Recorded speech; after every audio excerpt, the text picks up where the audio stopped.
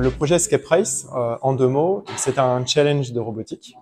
Les étudiants doivent former des équipes et chaque équipe doit construire un robot. Et ce robot, donc le jour du concours, évoluera dans une zone d'évolution équipée de différents obstacles.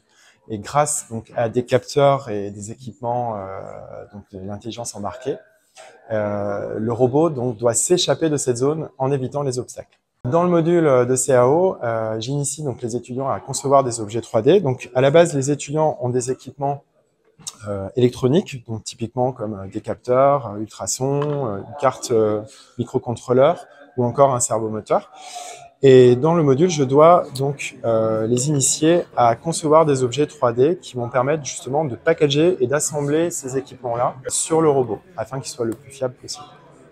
Une fois que ce modèle est réalisé, on se rend au Fab Lab. Et bien, les étudiants, de manière autonome, vont pouvoir prendre leur modèle CAO, leur modèle numérique, et imprimer ce modèle à l'aide des imprimantes 3D. Là, il a commencé depuis 20 minutes à peu près. On a déjà le début de la base. Après, quand ça sera fini, on rajoutera les pièces électroniques dessus. Et pour que le robot il passe déjà les épreuves de sélection, il faut qu'il puisse bouger. Il faut qu'il ait ces pièces qui fonctionnent. Moi, je leur donne cette petite carte. Donc, chaque étudiant a cette carte-là avec les composants à souder.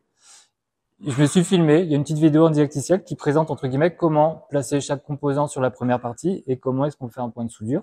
Et après, du coup, les étudiants sont un petit peu en mode autonome, en train de souder là-dessus.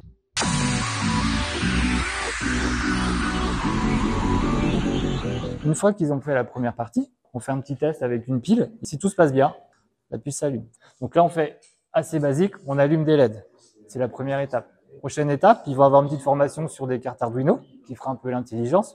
Donc ils sont formés sur de la méca, ils sont formés sur l'élec pour faire de l'assemblage de composants.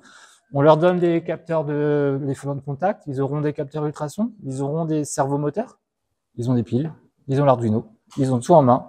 Après, c'est à eux de jouer. Et donc après, c'est la compète.